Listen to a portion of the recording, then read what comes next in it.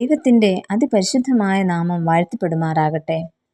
ഇന്നത്തെ നമ്മുടെ വായന ഭാഗം ലേവ്യ പുസ്തകം 10 മുതൽ 12 വരെയുള്ള അധ്യായങ്ങളാകുന്നു.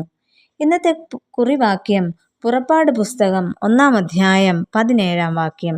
സൂതികർമ്മിണികളോ ദൈവത്തെ ഭയപ്പെട്ടു.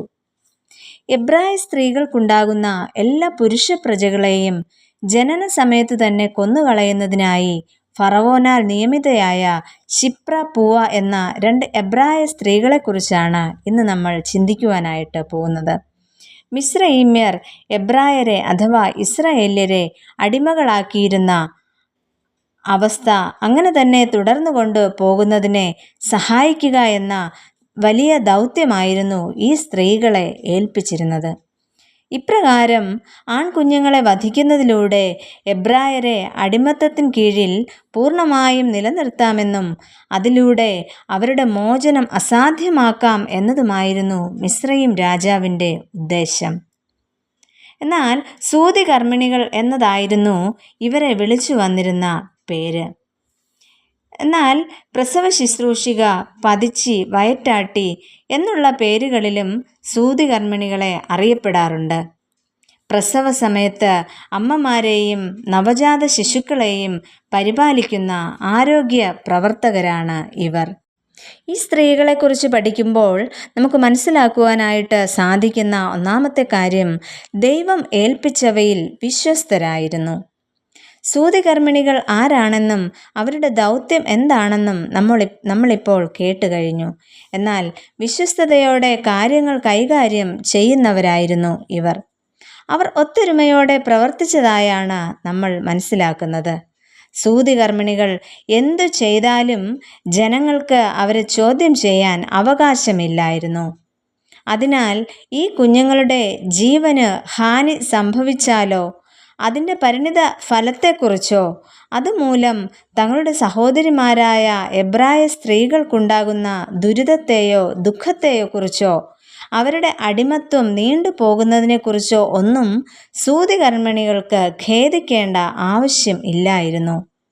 എന്നാൽ നിലവിലിരുന്ന നിയമവ്യവസ്ഥിതിയെ വെല്ലുവിളിച്ചുകൊണ്ട് സമൂഹത്തിൽ മാറ്റങ്ങൾ സൃഷ്ടിക്കുവാൻ അവർ തയ്യാറായി.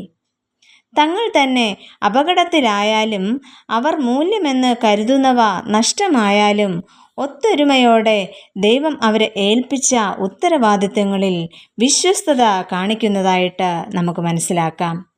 ഇവയെല്ലാം അവരുടെ സ്നേഹത്തിൻ്റെയും കരുതലിൻ്റെയും നിമിഷങ്ങളായിരുന്നു. മറ്റൊരു സ്ത്രീയുടെ വേദനയുടെ നിമിഷങ്ങളിൽ അലിവ് കാണിക്കുവാൻ തയ്യാറായ ഈ സ്ത്രീജനങ്ങളെ നമുക്ക് കൂടുതൽ മനസ്സിലാക്കുവാനായിട്ട് ശ്രമിക്കാം. രണ്ടാമതായിട്ട്, ദൈവത്തെ ഭയപ്പെടുന്നവർ ആയിരുന്നു.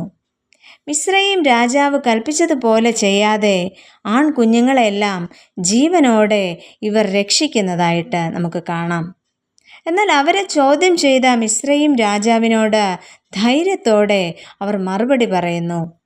സൂതികർമ്മിണികൾ എത്തുന്നതിന് മുമ്പേ അവർ പ്രസവിച്ചു കഴിയുന്നു എന്ന്. ദൈവത്തെ ഭയപ്പെടുകയും സഹോദരങ്ങൾക്ക് നന്മ ചെയ്യുകയും ചെയ്തതിനാൽ ദൈവം അവർക്ക് നന്മ ചെയ്യുന്നതായിട്ട് നമുക്കിവിടെ മനസ്സിലാക്കാം. സൂതികർമ്മിണികൾ ദൈവത്തെ ഭയപ്പെടുക കൊണ്ട് ദൈവം അവർക്ക് കുടുംബ വർധന നൽകി അവരെ അനുഗ്രഹിക്കുന്നു. എന്നാൽ സങ്കീർത്തനങ്ങൾ 50:22 വാക്യത്തിൽ ഇപ്രകാരം പറയുന്നു: ദൈവത്തെ മറക്കുന്നവരെ ഇത് ഓർത്തുകൊള്ളുവിൻ, അല്ലെങ്കിൽ ഞാൻ നിങ്ങളെ കീറിക്കളയും, വിടുവിപ്പാൻ ആരും ഉണ്ടാകുകയുമില്ല. പ്രിയമുള്ളവരെ, തൊഴിലിടങ്ങളിൽ വിശ്വസ്തരായവരെ ഇന്നത്തെ സമൂഹത്തിൽ നമുക്ക് കാണുവാൻ സാധിക്കുമോ? സഹോദരങ്ങളിൽ ദൈവമുഖം ദർശിക്കുവാൻ നമുക്കിന്ന് സാധിക്കുന്നുണ്ടോ?